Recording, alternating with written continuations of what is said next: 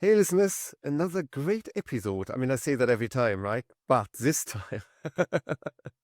So we had Andy Nathan on, and he was another one of those man coaches. And I'm always a bit careful, right, when I say that, because I'm kind of like a man coach, man therapist as well, right? Although I have a wider spectrum. But we didn't talk about that. We talked a lot about what it means to be a man, where it's coming from, the greater unconscious. So he likes this young stuff. There's therapy in there. There's yoga in there. There's psychedelics in there. There's so much in there. And I said at the end, I could imagine just sitting in a circle, not that I take psychedelics, but maybe having a glass of wine and just some incense on and just discussing this forever and ever, because this is such a topic I can go really deep into. So I hope you enjoy it. David, what did you make of it? Yeah, I mean, as I say in the episode, his description of trauma, I was like, wow, that, I've never heard it described. I want to say so beautifully, but yeah, I'm like, yes, that's exactly kind of what it means. It's not, sort of, being a combat veteran and seeing, people dying in front of you. It's, stuff that happens in life that you're not prepared for and not able to cope with at that moment in time. But yeah, I mean, that was obviously just one of the few things one of the many things rather that we discussed. Yeah, lots of great insight there. So enjoy the episode.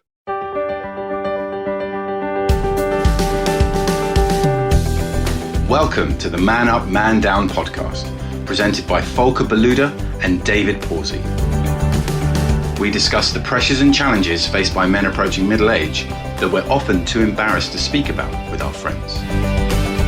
You can find us online at www.manupdown.com. Enjoy the show and don't forget to subscribe and leave us a review. So, welcome to another episode of Men Up, Men Down. This is an exciting one. Long time coming, Andy, right? So, our guest today is Andy Nathan, a men's personal development specialist who helps guys who are winning on paper but drifting off course internally. After his own life crashed at age 40 while caught up in the hamster wheel of the corporate world, Andy pivoted. Over the last 16 years, he has been head down doing the work in what genuinely created lasting transformations for men, and now works with other men, helping them navigate the messy reality of burnout, career crashes, relationship breakdown, and crisis of integrity. Drawing on his ongoing master's studies in Jungian depth work, really curious about that one, and 12 years of experience in wellness and professional coaching, Andy facilitates raw, ground-up transformations through his one-to-one practice and his private mastermind, the Man Program. He's also the host of the Fuck It Moment podcast. Was I allowed to say that?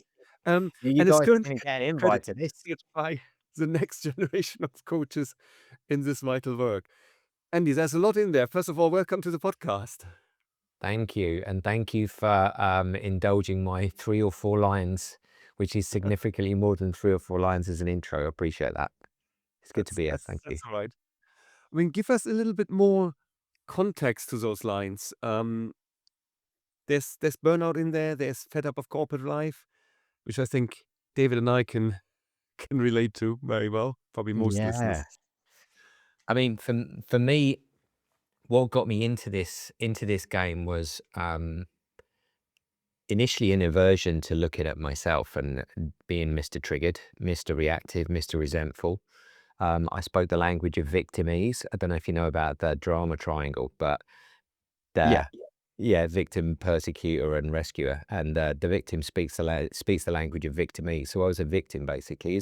Everything was always the world's fault or someone else's fault. And I struggled with direction. I struggled with purpose. Struggled with discipline. And in the corporate world, I was just drifting.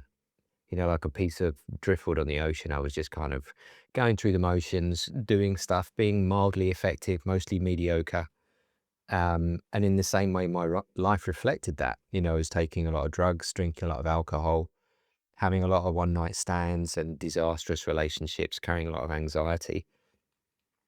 And yeah, it stopped working for me. And just randomly with a relationship that I had, which was a a very interesting relationship. It was great in many ways. I took up running and randomly got a running injury, went to a physio. They suggested that as part of my rehab, I went to yoga.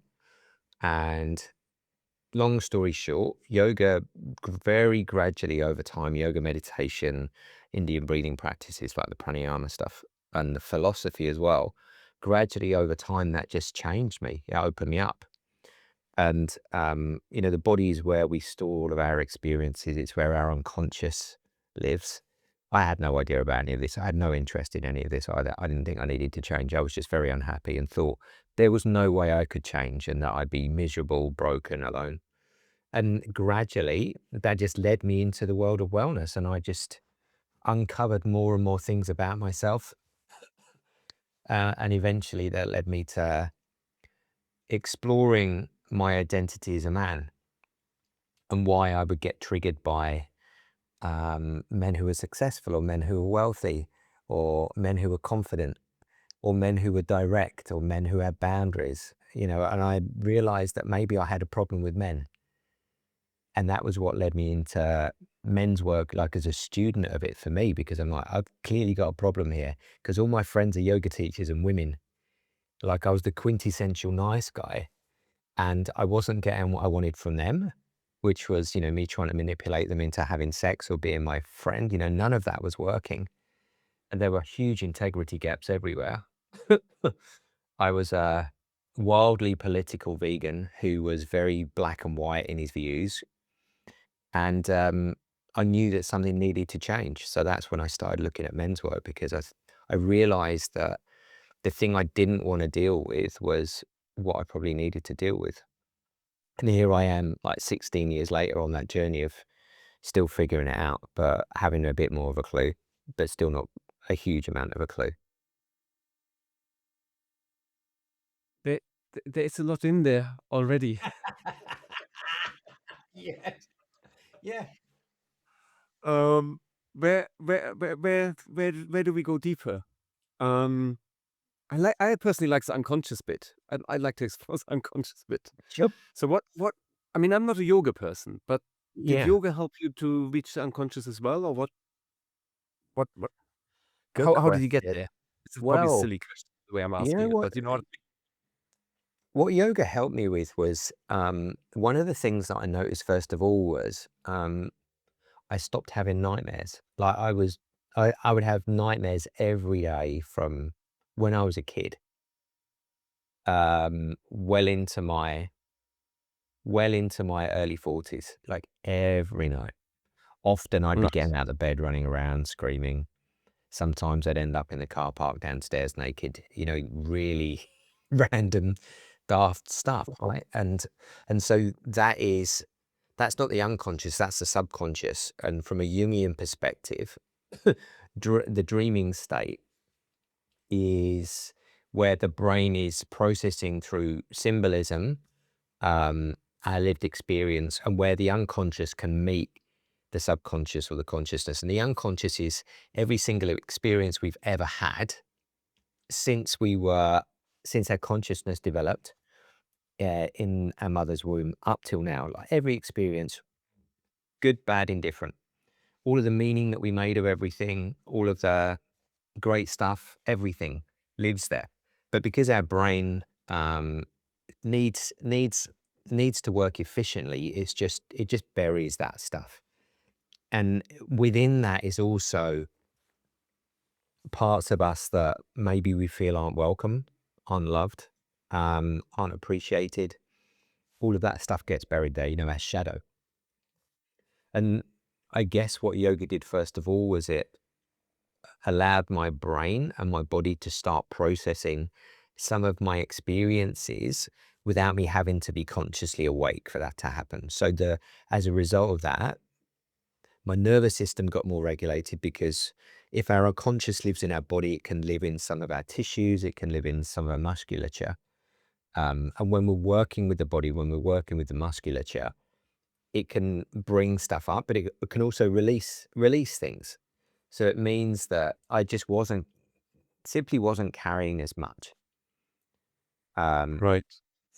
And I tried various kinds of therapy. And of course, talk therapy didn't work for me because it's not hugely effective for most men, just because of the kinds of brains that we have. So we have 80% of men have what's known as a systematizing dominant brain. There's two brain types. There's systematizing dominant and empathizing dominant. Doesn't mean that we don't have empathic parts of our brain, but it just Yeah. means that it's more about building things. That's why boys naturally play with Lego or Meccano, or they're building sandcastles, or they're driving cars and playing with trains and planes, because we're looking to see how it works. How does this fly? What happens when the wheels go over dirt? What happens when I've got my little dumper truck and I lift the tailgate up and the sand comes out? All of that stuff is we're exploring process and meaning and what it is to be in the world as a builder and a creator. Whereas an empathizing brain, or an empathizing dominant brain, is about seeking connection and meaning through being together. Now, we need that as men as well. Like, it's really important, but a lot of this is socialized out of us at a very young age. So when we're asked to talk about how we feel, like, and I'm an expert in this, I would say, I still don't know how I feel a lot of the time. Like, I still can't access that a lot of the time. It takes me a while, maybe when I'm washing up or going for a walk or something, or having a dinner, then I might get some ideas, because we need to be doing something for our brain to process, for us then to be able to articulate and connect to something that we're feeling. So yoga was a very feminine environment. Um, but the philosophy and the idea that there's more to our existence, there's more to who we are than just our thoughts, was quite profound to me. And Yeah. the version of consciousness that yoga talks about is, um, and Jung was very spiritual as well. So the version of consciousness there, rather than just what I'm thinking of now and how I can frame sentences and decide what actions I'm going to take and whether what I'm doing is right or wrong, that level of consciousness, there's like a more broad version of consciousness, which is, according to the yogis, what created everything. And then we have, the Judeo-Christian concept, a Muslim concept of God. Yeah, and yogis have that idea as well, but it's just connecting to this creative principle that exists within all of us. And that was something that Joseph Campbell wrote a lot about, and he influenced George Lucas, and George Lucas called it the Force in Star Wars, right? And so there's ways throughout time and mythology and even popular culture where this stuff is brought forwards. But for me, I thought the Force was just, nonsense, but it was really cool because I loved Star Wars, right? But then exploring yoga and then meditation and then moving on to breath work, and other kinds of practices, I've had experiences that are not explainable by logic and reason alone. And I've done psychedelics as well, and it's very similar. So it Oh, means that there's yeah. there's aspects to who we are and how we're made that we don't connect to that often. And again, because our brain needs efficiency, right? That's why we just repeat habits, because it's more efficient to do that, not because it's good for us. Because if we're constantly evaluating every single option for every single thing we're going to have to do, we'd just be like, I don't know, like a jellyfish. Like, I Since don't want to sort of pull the conversation back too far, but yeah, I yeah, mean, there was a phrase that you sort of mentioned about in your corporate career you were yeah, mediocre, yeah, and yeah, I mean that just sort of resonated in a way, but in the you can almost go through your entire working life of not really being challenged, yeah, sort of just going in a low gear and not really, just occasionally you might have to sort of put in a bit of extra effort, but you can literally, and again, sort of using the phrase that you used, just drift through life. yeah. I mean, sort of well, yeah, I mean, where did it suddenly become too much to bear, where you're like, actually, I'm not happy in this job? I mean, did you make the choice, or were Yeah. you made redundant, or I mean, I how did that kind of that actual step, how did it happen? yeah. I mean, I'd had a number of jobs, but I was in the corporate world for about 30 years. Um, and actually the final jump was I'd been practicing yoga. There was this yoga studio, literally, this is no lie, right? I've been working at this place for like 8 years. There was a yoga studio that I had no idea about, literally 2 minutes walk away in the middle of these office blocks. And it was like proper yoga studio. They did vegetarian food afterwards. They had teachers from all over the world, like some of the leading Ashtanga yoga teachers from the 1970s would come and visit. It was mental. If you're a yoga enthusiast, it's like, The Mecca of yoga. yeah. Yeah. In Cambridge. In Cambridge, in the little village of Great Shelford, just outside Cambridge. And it was honestly, it was fine. It was like finding my tribe. I'd never felt like I belonged anywhere other than when I went raving or when I went to concerts. That was the only time that I had a sense of belonging. In my life, I felt like an outsider. And what I didn't realize was that I was creating that isolation myself because I didn't feel like I fitted in. And because of my worldview was so rigid and twisted and traumatized that I kept away from people and I judged people. And as a result of that, I shrunk and withdrew and hid myself away. I didn't have the self-awareness to understand that I was creating that. But through connecting to like a very compassionate, open-minded, open-hearted community over probably 5 or 6 years, I realized that that was a world I wanted to spend more time in. And eventually, I had an amazing boss at the time. He let me go to India and do a training, and I did that. And then as I went on, excuse me, they brought other people into the team. I had to do less work, but they were still paying me a decent salary. They wanted me to work from home. So I just thought, well, I'm qualified now. I might as well just add a few more classes to my schedule. So I was teaching, 3 nights a week at this studio, a couple of times at the weekend, and then I'd just do lunchtime classes. And eventually I built it up so that I was on 45 grand a year. And I was like, I'm taking home the same amount that I'm taking home in this job. Bye. Yeah. And, that was pre-COVID. I think it would be significantly more challenging to do that with yoga now because the world's a very different place. But then, yoga was something that people really wanted to invest in, and they would go to all of the workshops, all of the classes. Where now, since we've gone hybrid and gone online, you can do yoga or not do yoga. You can do it through ClassPass. There's a different kind of demand because the world's changed. But that just allowed me to walk. And then a new journey began, which was trying not to go bankrupt, running a business and not having a fucking clue how to do any of that and thinking, okay, help.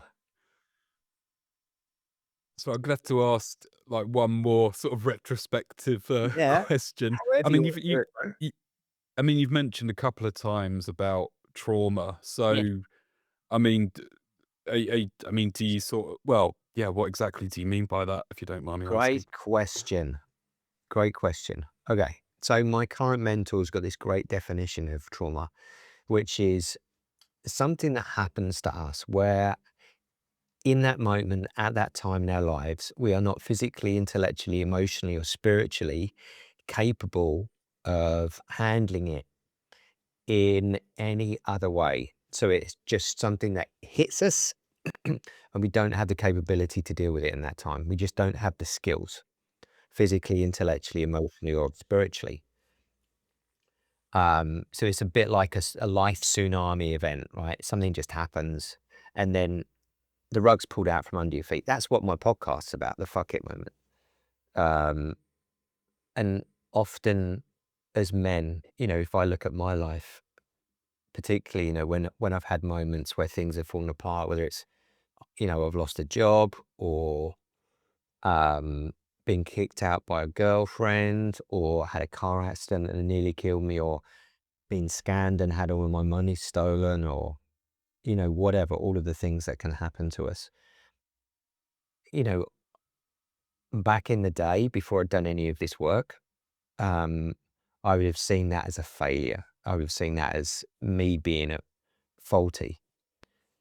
Yeah. And often we can bring that kind of shamey judgment to these moments, which then we're kind of re-traumatizing ourselves for experiencing a trauma, right?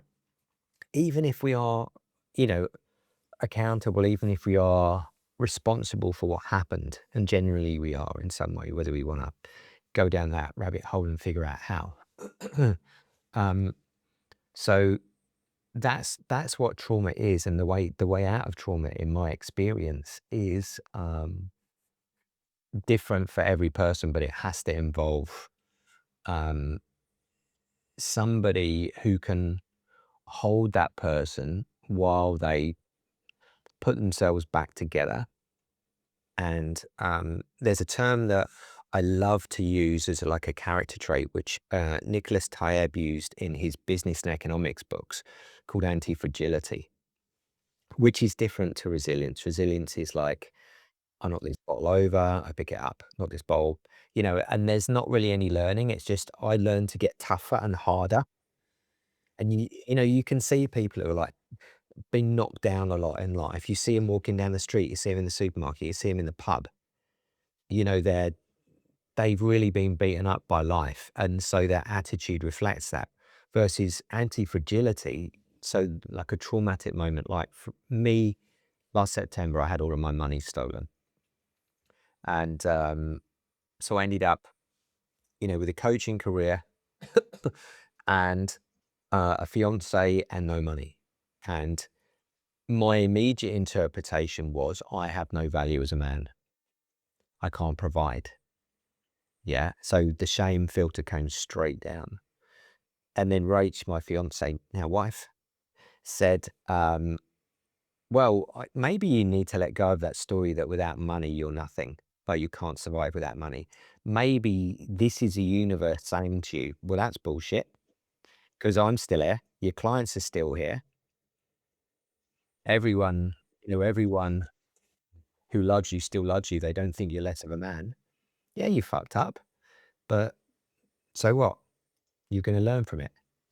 And this is the thing, right? This is the difference between people who get stuck in the pain of a trauma that they can't get beyond this, because they don't have the tools to get out of it, and they don't have the right people around them to help them, to guide them. And I think that's what's missing in society. We have a really harsh society. Social media is really harsh. I mean, it can be very useful as well, but you know, we have in the UK, we have the NHS, and I have really strong feelings about the NHS. Like, I love it, but I also think it breeds entitlement in people, that everything that they get to help them should be free, that they shouldn't have to have any skin in the game to invest in themselves and to can make a commitment to themselves, you know, to heal. You go anywhere else, like Rachel's Australian, they have health insurance. They're the same as America. I mean, America's fucked up, right? But it's a very efficient system that's a whole other conversation. Not that the UK isn't as well, by the way, right? And the whole world. But ultimately, I think we've all experienced trauma, you know, probably many, many times over the course of our lives. And if we're not careful, we're jaded and a little bit, we are broken by it, but it doesn't mean that we need fixing. We just need loving. You know, it's maybe it's loving firmness, like strong boundaries, but often it really is just an arm around the shoulder, but not rescuing. It's like, come on, I'll give you the tools and I'll show you what to do, but you have to do this. This is how you rebuild your life.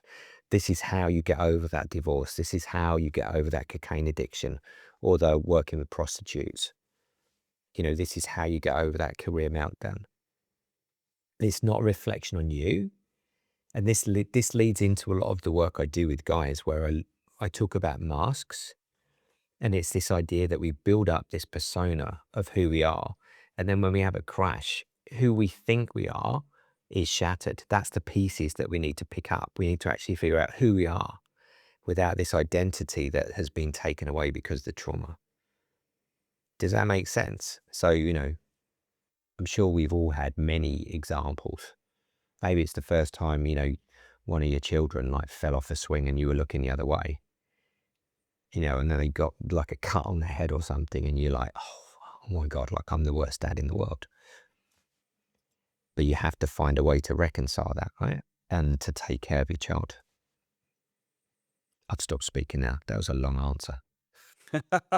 But no, I mean, to be honest, that description of trauma is, well, yeah, no, that was incredible. That is probably one of the best kind of explanations I've heard. So thank you, and thank your mentor for that. Yeah, Lawrence is a genius. He's a great guy. Hello, folks. It's Volker here. I hope you enjoyed this week's episode. As you know, I coach executives, whether that is for leadership skills, or sales leadership skills, or working as a therapist too. There are few ways I can help you to get unstuck, improve your work-life balance, or become a better version of yourself. So you will be more productive and have more time for your family. Whatever it is, you can join my client list of people from General Electric, Pepsi, DHL, Boots, and many others. Book a free exploratory call via my website, www.obnat.us. That's obnat.us. Now back to the show. I like the mask analogy. That makes sense for me. The value as a man, I don't quite know how that fitted into the trauma, but I like to pick up. I mean, I could pick up on the trauma and why talking therapy might work or might not work. Yeah, whatever you want. But the value, the man's value, I think that could be really interesting to our listeners to pick up on that, because why is it that we need to feel that value, that we can deliver, that we can be the breadwinner, that we can, that we are the man we're supposed to be doing, Yeah. supposed to be. Where's that? I mean, we discussed it many times on the podcast, and I'm still trying to get my head around it. Where's this coming from? Is it just society? Is it just how we were brought up? If I say who forces it upon us? Yeah. It's the shit if I'm the breadwinner or my wife. I mean, David can speak to that, right? He has spoken about that on the podcast before. I There's couldn't something possibly about comment that on your that wife. comes- Sorry? I couldn't possibly comment on your wife, Volker. Yeah, wait a second. You just turned that around. But it's this theme keeps coming up, right? We Yeah. had that in a podcast a couple of weeks ago, and I'm so curious to explore that. I mean, there's definitely societal constructs behind that. But I think if we go back through time and looking at how human society developed, there were very specific roles that happened in tribes with men and women. The men were the warriors, they were the hunters, often they were the shamans. The women were doing other things. They were looking after the children, they were looking after the homes. It was, it takes a village to raise a child. There were many mothers and aunts, and they were doing other things. So I think honestly, it's like just a version of that has gone through the mincer that was the Industrial Revolution. But even when we had an agricultural life, the men and women were working the fields together, right? But Yeah. as the Industrial Revolution happened, instead of working in the fields, and what would happen would be like the fathers would be in the fields and the sons would be with them. So the sons would be spending all of the time with the elders, with the men. That's like in kind of a Western culture. And in tribal cultures, it was subtly different, where the boys would be taken by the men between the ages of probably 10 and 13, maybe to a different island, maybe into a forest, and they'd be initiated. And then when they come back, the women often would make a play of not recognizing their sons. They'd be like, who is this man? Like, I don't know this man. And it was kind of theatrical, right? But the idea was that, okay, now you're a man, you have different responsibilities. This is what you do. So a lot of this is in us innately.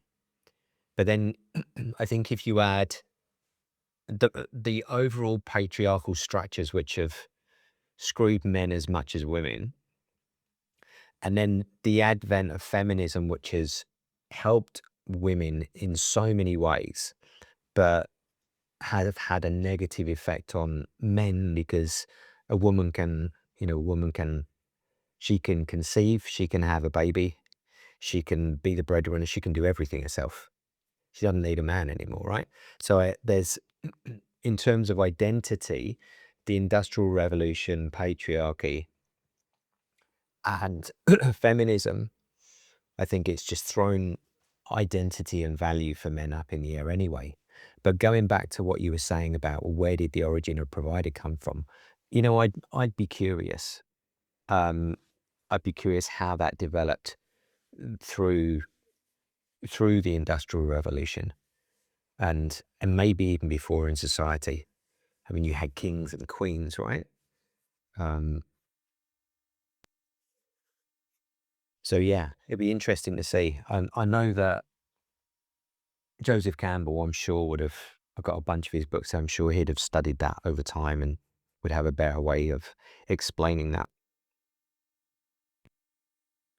I mean, you raise an interesting point there, in that it's not just sort of the roles of men and women that have changed sort of over the last couple of hundreds of years, but it is also the whole sort of structure of society. You Yeah, sort of talk about, you know, essentially it would have been nobility and peasants. And, I guess people like us that are somewhere like in between wouldn't exist. yeah, So there is, well, I guess in a lot of ways there's a lot more competition. I mean, I remember sort of someone saying, well, peasants were happy to be peasants because they knew that there was no way they would ever become nobility. Whereas now, and you spoke about social media, and there's the Louis Theroux documentary that everyone's talking about. still to watch that. I'm going to watch that tonight. We're right. It's I was a bit disappointed in it.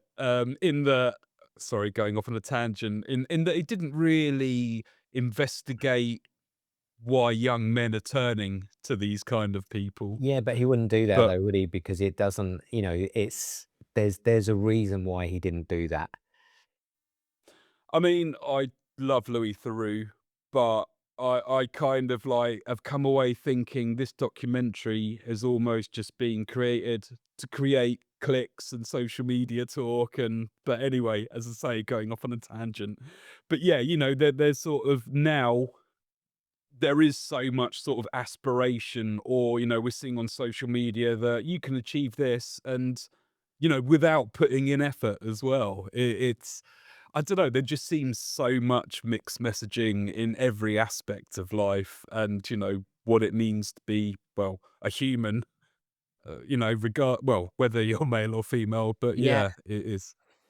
yeah, and when we're children, right, we learn what it is to be a man by looking at the men around us, and our little childlike brains will create meaning, and they'll either think, I want to be like that, or I don't want to be like that, or that's scary, or that's something I really want to, whether it's wanting to be a professional footballer or golfer or tennis player or astronaut or pilot or whatever, cowboy or film star or social media star now, or whether your uncle's always really angry or your dad's always drunk, or always shouting. There's always something, or dad's never home because he's always working long hours.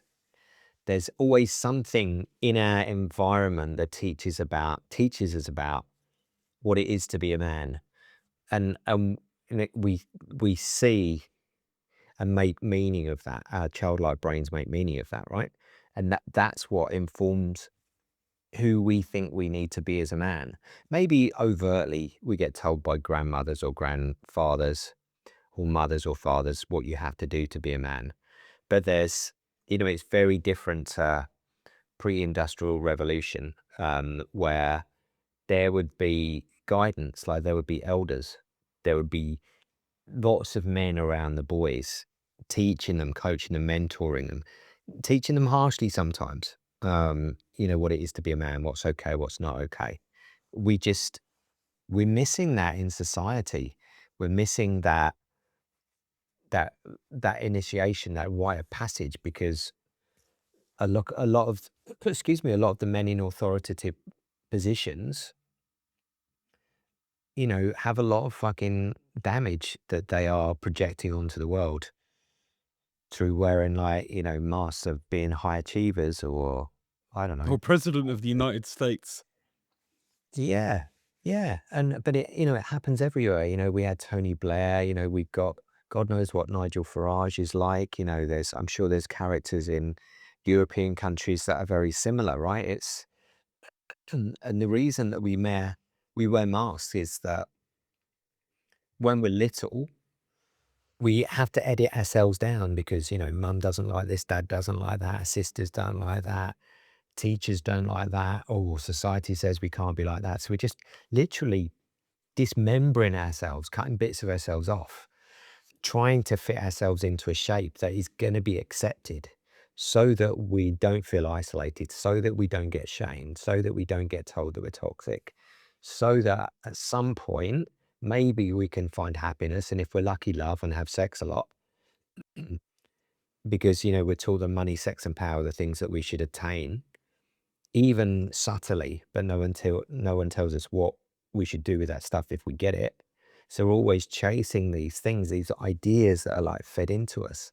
So it's very confusing for men until something goes wrong, whether it's a divorce or an affair or getting laid off, and where our identity is fused into, well, this is who I have to be. When that's taken away, then our value and our worth is like, how am I valuable as a man? What is my worth as a man? Because I thought it was this, and now this isn't here. Who the fuck am I? So that's an existential crisis, right? That creates angst, existential angst, which most men would see as a terrible, terrible, terrible failure. But that's when I would turn up and I'd be like, welcome. Like Neo in the Matrix, because this is actually where you start to find out who you are. Yeah. It's only when that shit is stripped away, all of the ways that you had to perform for love, affection, and money and everything, when that's stripped away, then it's like, well, who am I?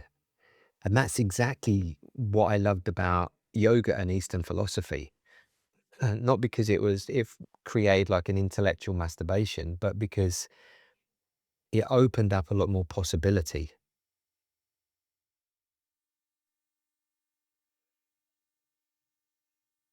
I like all that. Unfortunately, I was on mute when I wanted to shout at David for not mentioning up in the. You want me to rewind? And you can just jump in whenever you want. There's so much in there. It's very philosophical discussion, and it's interesting what you're saying there in terms of the the community has changed, the society has changed, the elders have changed. You have this book in the background. I don't know if that's on purpose or not, of Boys and Men, right? Which goes very much into detail of, society has changed. We're actually not men friendly. Maybe quite controversy to bring that in so late in the podcast, but did the pendulum swing too far the other way, right? Are we advanced? And someone said it this morning so nicely, talking about construction work. At an event, he said it's great to see more women in construction work, but it's not a typical job, right? Can they lift? And then the lady said, yeah, but construction is a wider term, right? There's Yeah. um so yeah, I don't know. I mean, should we see women on construction sites? Probably less so, but maybe wanna- more so on the if other they want side. to do But it, yeah. I don't know. Don't want to go down a rabbit hole too much. Yeah. I mean, if a woman wants to be a construction worker or build stuff, absolutely. If she can do it, why not? I think, yeah, I don't see any issue with any of that.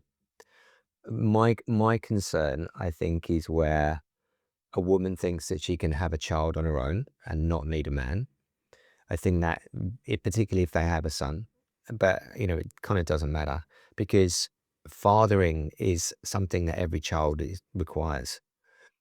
And I think that's really damaging, because, fathering is about boundaries and guidance and love and equipping a child to go out into the world, making mistakes, climbing trees, falling off stuff, hurting yourself a little bit, taking risks, all of the things that, typically motherhood maybe doesn't encourage so much, right? Because it's more about protection and taking care and nurture.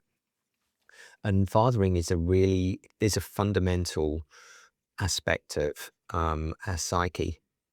We need to learn to father ourselves. We need to learn to mother ourselves. But if we don't have that as children, fuck me, we're going to have generations of children that are going to find it much harder in life because they haven't had like strong, healthy men in their lives. We're needed. That's where I would take issue.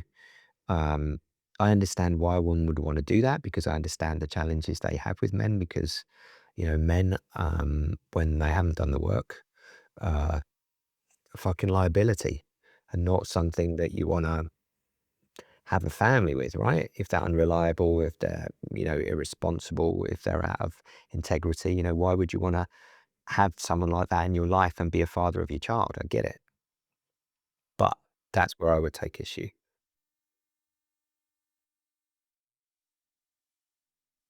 David, do you have thoughts on that? Well, I know you do. No, I mean, to be honest, I was sort of looking at the time, thinking it's flown by. Um, well, I mean, as I say, we're sort of getting to the end, but I mean, so what is it that you do to sort of help men feel their value and feel that they do have a place in society? Ooh. Um, First thing I do is listen to them so that I understand what they're saying, and then my role is like guide, teacher, mentor, coach, all of those different things, best friend, um, adversary sometimes. I would do whatever's required to help them uncover who they are and all of the stuff that's getting in the way of them seeing that, all of the things that have got them to where they are that aren't necessarily helpful, but without shame. Um, so, it is raw a lot of the time. Um, but, the goal of the work is always to help a man wake up to everything that has been running his life that he hasn't been aware of, that's within him, like his unconscious, right?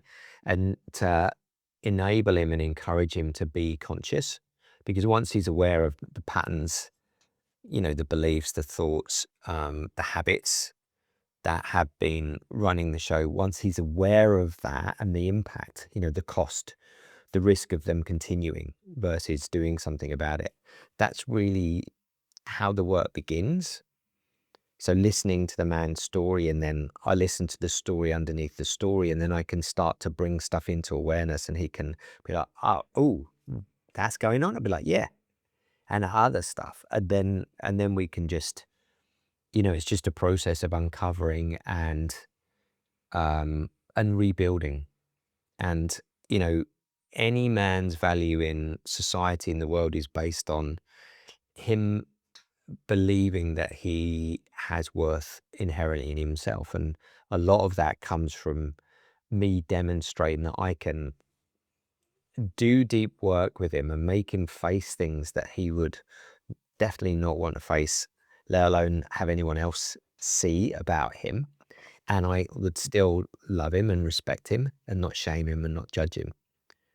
That often alone is quite a transformational process, because when someone can see all of your darkness, all of the things you're most ashamed about that you hide away most, and they don't judge you, and they're like, okay, well, let's fucking deal with this now.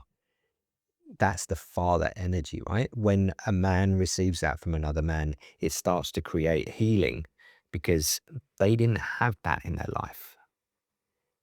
And then that process on that is, okay, now let's get to work. What do you really want? What do you need to stop doing? What's the cost of you doing this still?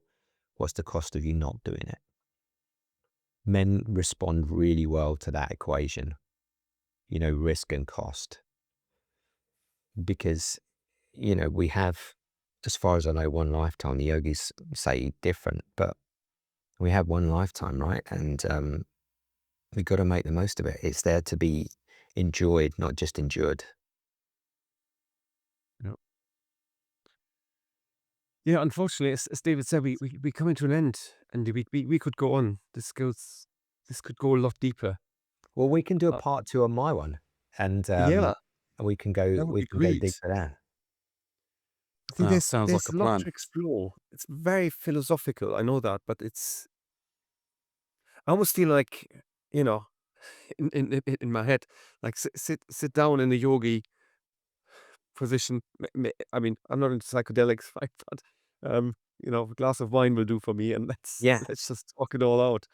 I think that would be a great idea to do, because there's so much in there. Yeah. So if people want to find out more about it and want to work with you, what's the best way to find out about what you do?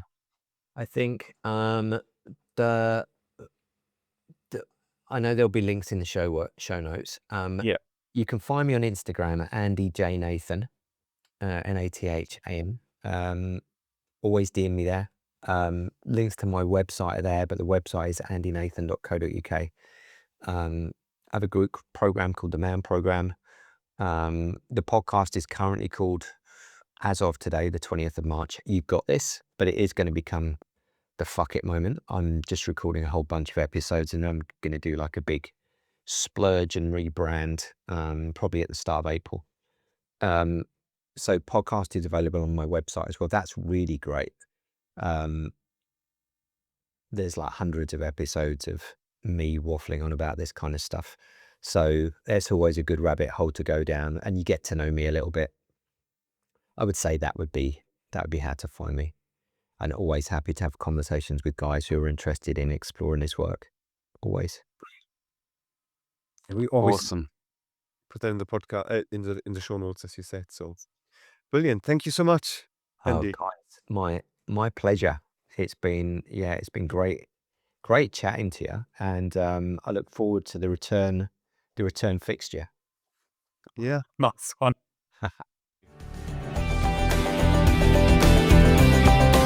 Thanks for listening to this week's episode.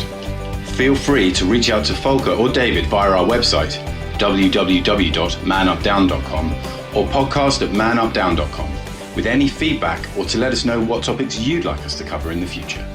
Hear you again soon.